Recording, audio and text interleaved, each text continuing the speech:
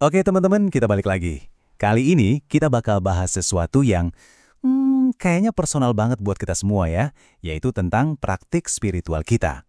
Kita akan coba gali sebuah panduan kuno yang nawarin jawaban atas tantangan-tantangan yang sering kita hadapi pas lagi beribadah. Pernah nggak sih ngerasa gitu? Pas lagi sholat, puasa, atau berdoa, tapi rasanya hati dan pikiran kita tuh kayak melayang ke tempat lain. Seolah-olah kita cuma ngegugurin kewajiban aja, tanpa ngerasain koneksi yang lebih dalam. Nah, kalau pernah, tenang, Anda nggak sendirian.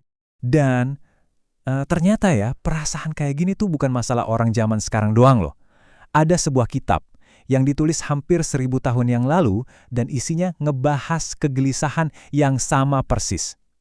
Ini jadi bukti kalau pencarian makna dalam ibadah itu adalah perjalanan yang abadi. Yuk kita coba bedah lebih dalam. Nah, yang nulis kitab ini tuh Imam Al-Ghazali. Beliau ini seorang ulama dan filsuf besar dari abad ke-12. Jadi di zaman beliau itu, banyak orang ngerasa praktik agama tuh udah kehilangan ruhnya. Nah, beliau ini punya misi buat menghidupkan lagi ruh itu. Dan misinya itu kelihatan banget dari judul mahakaryanya, Ihya Ulumuddin, yang artinya yaitu menghidupkan kembali ilmu-ilmu agama. Jadi tujuan Al-Ghazali itu jelas banget, bukan cuma ngajarin aturannya, tapi gimana caranya balikin lagi jiwa dan makna ke dalam setiap praktik keagamaan. Yang menarik, coba dilihat, di sampul kitabnya aja, itu udah kayak ngelis pertanyaan-pertanyaan yang mungkin persis ada di kepala kita sekarang kan. Kayak, udah bener belum ya cara ibadah kita? Ini ibadah kita cuma gerakan doang atau gimana?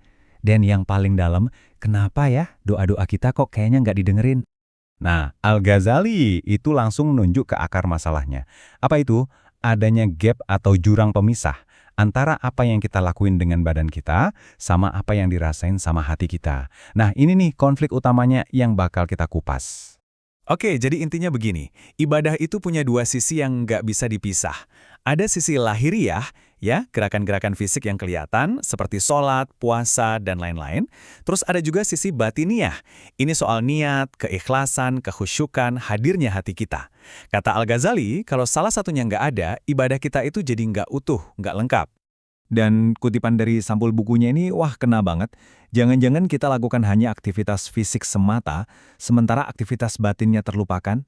Ini tuh pertanyaan reflektif banget yang Al-Ghazali lempar ke kita semua. Bener-bener pengingat yang jelek gitu. Nah, dari sinilah kita masuk ke bagian paling penting dari kitab ini, yang judulnya Rahasia Ibadah. Dengar kata rahasia, kita mungkin mikir, apa nih? Ada formula tersembunyi? Atau ada ritual khusus yang nggak semua orang tahu? Ternyata bukan itu. Rahasia yang diungkap Al-Ghazali itu sebenarnya jauh lebih simpel, tapi sekaligus jauh lebih dalam. Rahasia ibadah yang bermakna itu bukan soal mantra atau teknik-teknik aneh, tapi sesuatu yang udah ada di dalam diri kita. Hadirnya hati kita secara penuh di setiap gerakan. Terus, seberapa penuh sih hadirnya hati ini? Apa cukup 50-50? Menurut Al-Ghazali, jawabannya tegas, 100%. Ibadah yang sempurna itu menuntut keterlibatan total. Badan, pikiran, jiwa, semuanya nyatu dalam satu fokus. Bukan setengahnya di sini, setengahnya lagi mikirin kerjaan atau hal lain. Oke, sekarang kita bahas pertanyaan terakhir yang paling ngena ya dari sampul kitab itu. Kenapa sih kadang-kadang doa kita rasanya nggak didengerin, kayak nggak nyampe gitu? Nah, Al-Ghazali ngasih kita perspektif yang dalam banget. Koneksi itu dua arah, doa yang kita ucapin pakai mulut, tapi hatinya lalai, hatinya nggak ada di situ, itu ibarat ngirim surat tapi nggak ditulis alamat tujuannya. Jadi kata beliau, kualitas dan ketulusan doa yang datang dari hati yang benar-benar hadir, itulah kuncinya. Terus gimana caranya biar kita bisa sampai ke sana?